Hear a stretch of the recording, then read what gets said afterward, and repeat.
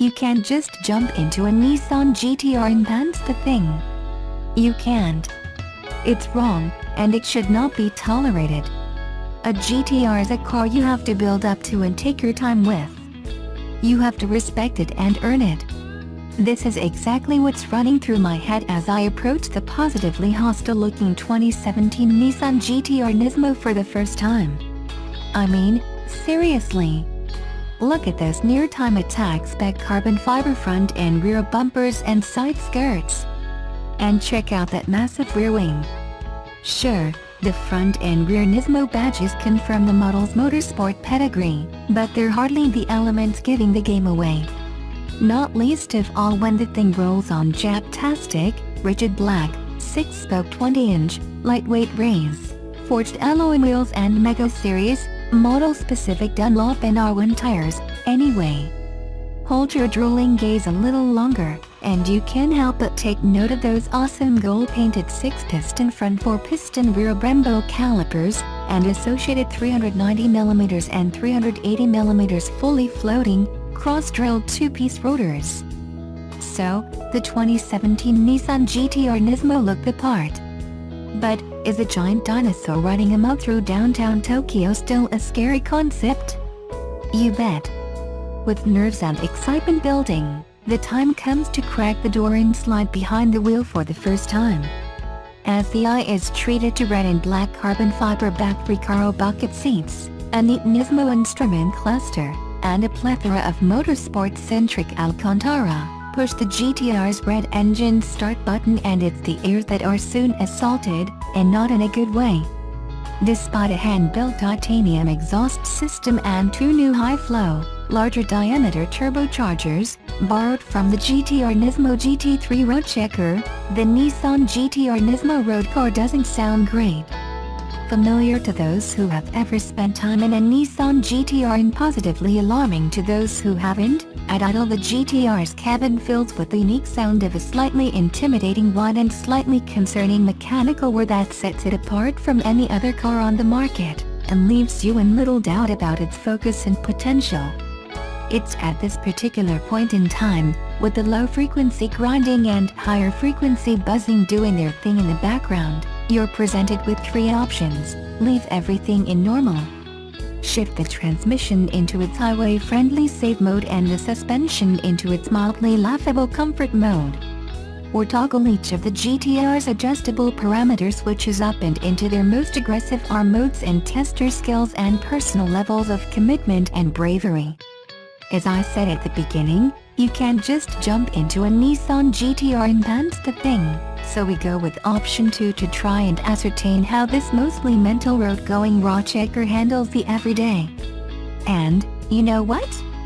Despite all the carbon fiber, the menacing presence, and that wing, the Nismo isn't actually some completely ludicrous, trek-only monster. Drive it around town and it doesn't feel like you're driving a raw checker on the street. Overall build quality is of a high standard, outside noise is largely blocked out, and everything generally feels solid and well put together. In short, it doesn't feel like some stripped out, caged up, rattly, kit car racer with number plates. It feels, in a lot of ways, like a normal car. There's little doubt the super stiff Nismo tune springs and custom-developed remote Bilstein Damtronic dampers prefer smoother roads to rougher. But, spend more time with the car, and you can at least start to appreciate the efforts of the suspension's willing comfort mode. Given how firm the ride still remains however, be ready for passengers hopping in cold to quickly question the softer mode's purpose. To prove a point though, flick the suspension into or on a bumpy stretch of road and the contrast will soon become obvious to all and sundry. To be clear, this is a Nissan GT-R Nismo we're talking about here.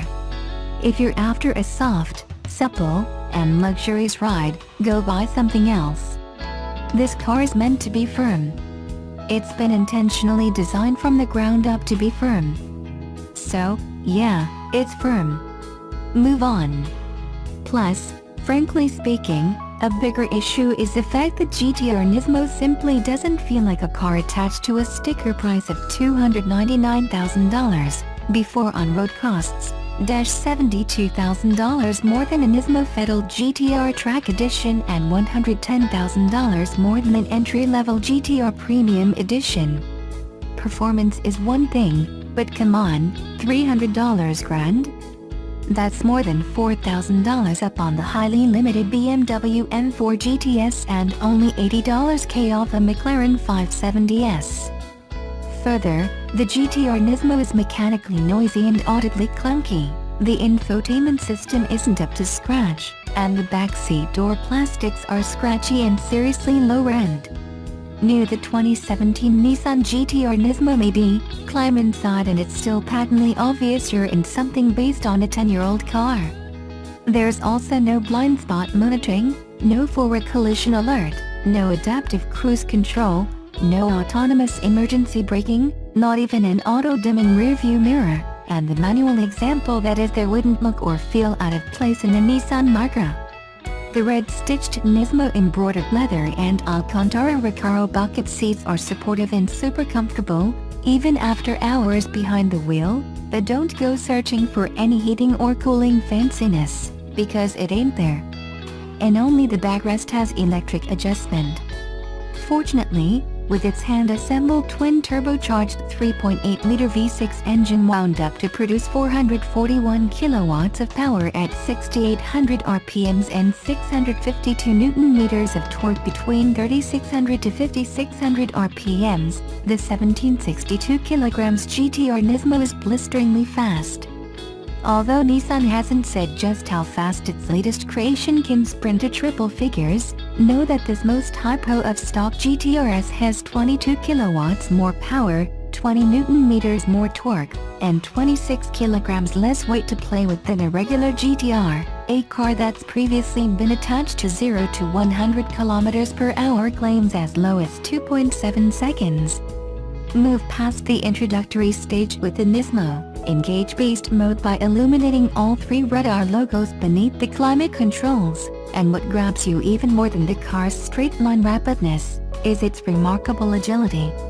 Noticeably more nimble and responsive than a standard GT-R, particularly in the front end, it's here you begin to realize the true depth of changes made to this almightily proficient car. What sort of changes?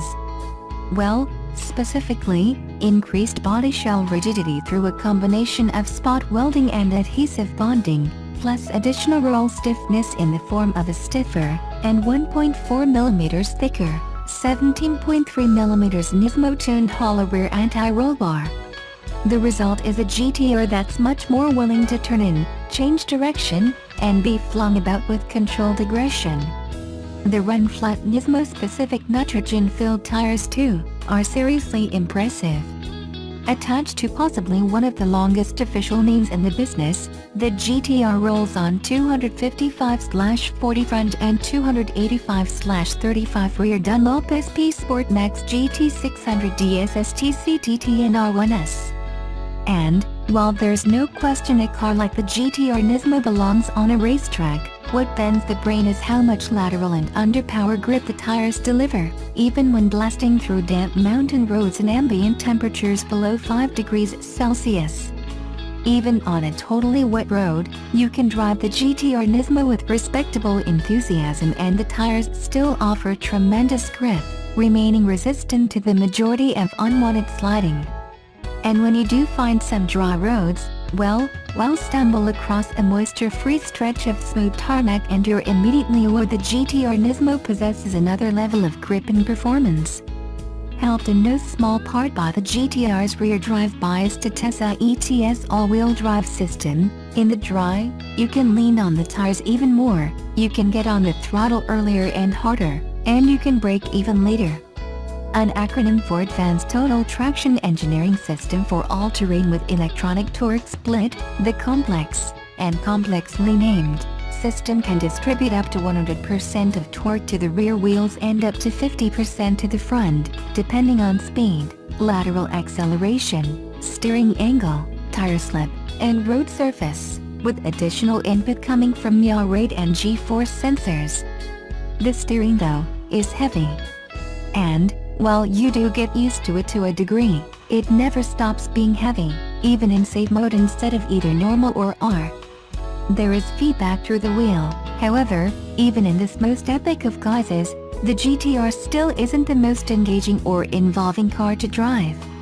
It isn't uncommunicative, but the GT-R Nismo is no McLaren 570S.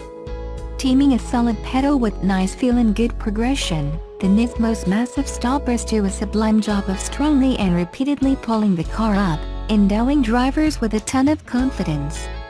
It's fortunate they do too, because the Nismo's engine is angrier and more responsive than the standard GT-R power plant, feeling decidedly keener and punkier, especially at higher RPM.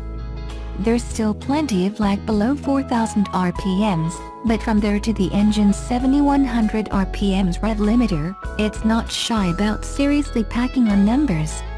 Power delivery is more linear than you might think, and while the engine's low-end pickup is no match for the likes of BMW's, Mercedes-AMG's, and even McLaren's twin-turbo engines, there's enough flexible torque available between 1000 to 2500 RPMs to accommodate sane trips merely pottering around town.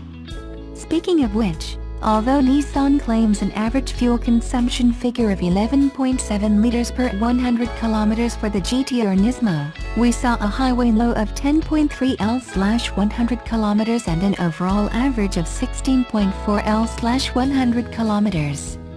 With the updated 2017 GT-R, Nissan made the decision to move the ultra-quick Coupes paddle shifters from the steering column to the back of the steering wheel. A smart move if you ask the majority of paddle fans.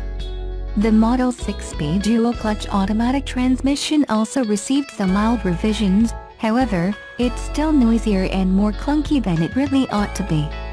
A bit of an R35 GT-R trademark, and particularly noticeable at lower speeds and when parking, the transmission noises are at least paired with shifts that Nissan claims can take as little as 0.15 of a second to complete, with the transmission in R mode. Plenty quick, for us, the changes aren't quite as rapid or crisp as you'll find in a McLaren 570S or BMW M4 GTS, though, they're still pretty bloody brisk, even if some cog swaps are occasionally attached to jolts when decelerating.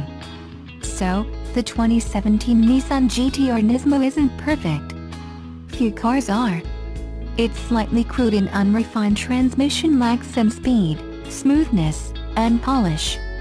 Both the engine and exhaust sound disappointingly restrained. The infotainment system and several interior elements are underwhelming. And of course, the ivory pearl elephant in the room, the GT-R Nismo has a simply monumental asking price. All of that said though, the whole car still manages to feel complete. What I mean by that is, it doesn't feel like a gimmick. It doesn't feel like Nissan's just stuck a bunch of go-fast bits and a big wing onto a standard GT-R and charged nearly double the price.